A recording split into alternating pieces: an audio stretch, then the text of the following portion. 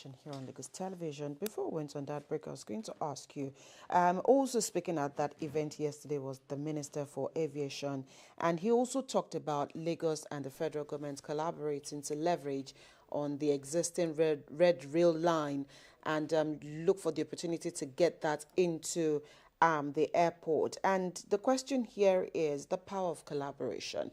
When governments collaborate, of course, it usually translates into good governance for the people. So where do you see this power of collaboration and the advantage of such collaborations when you talk about positioning Lagos? I know you've said that many times here that Lagos is well positioned, for a greater economy. But when sub-level, the government of Lagos and the federal government, when they collaborate, what are the advantages of such collaborations? Okay, brilliant question.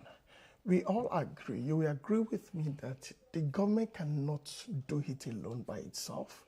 It needs some private sector to come in handshake with him.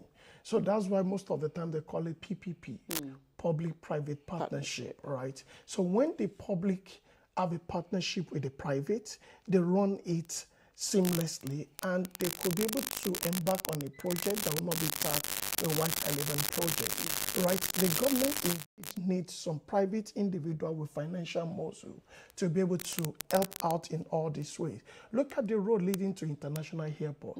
It was actually an handshake between the government and one of the financial muscle in Nigeria, right? I would have mentioned the name, but not to promote any brand, right? And also, when you look at the road leading to Ife Road, there's also a partnership. So in terms of road infrastructure, the government need the private sector to partner with them because it comes with some incentives. Okay, you partner with us, we give you some tax waivers, and then look at the Lekki Ekpe Expressway, the concession bridge, the Lekki Ikoyi link bridge.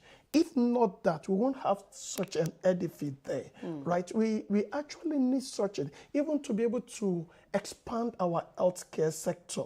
Because if we all assume that government business is no man business, and so we run it anyhow. But if we run it in a way with a profit mindset and a way that could deliver dividend to the citizen, then it will be maximally used very well. So when you look at then, when even before the telecom comes in, remember we have Nitel, where you need to queue and you have some little coin, you drop it in there, it roll, and then but when the telecommunication comes in and they have an handshake with the government, you could say that this sector is one of the sector that is bringing in more revenue to the federal government. So you cannot underestimate private public sector collaboration. Absolutely. It's one of the great things that makes an ecosystem to develop very fast.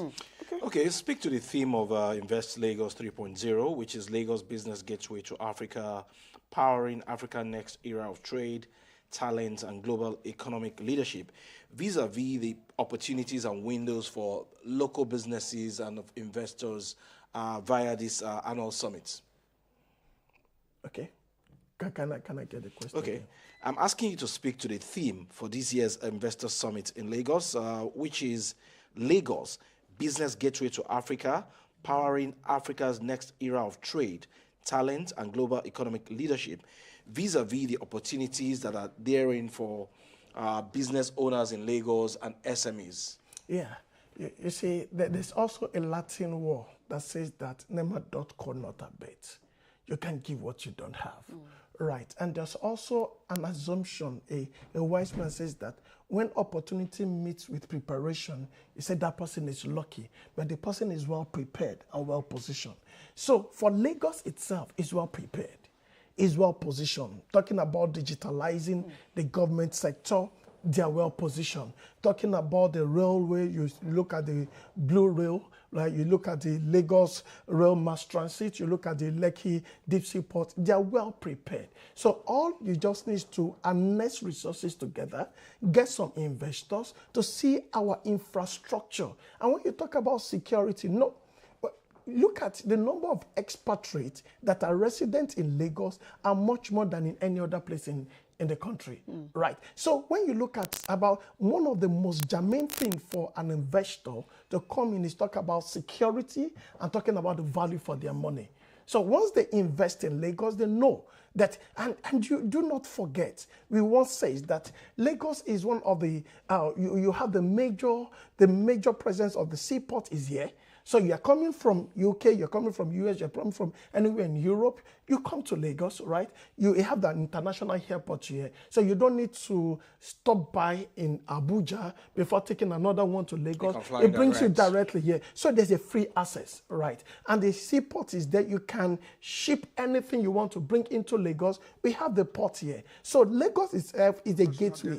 Even before that, our panelists that will be talking to us later, members, local organizing committee of Invest Lagos 3.0, corporate sponsors and exhibitors, distinguished invited guests, members of the press, ladies and gentlemen.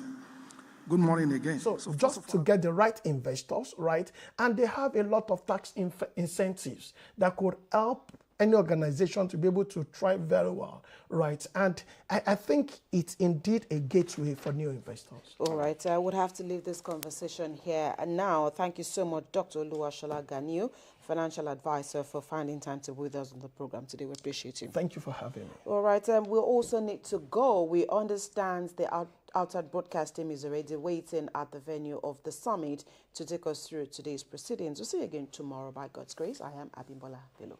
And I'm Ajibola Ajishala. Bye for now.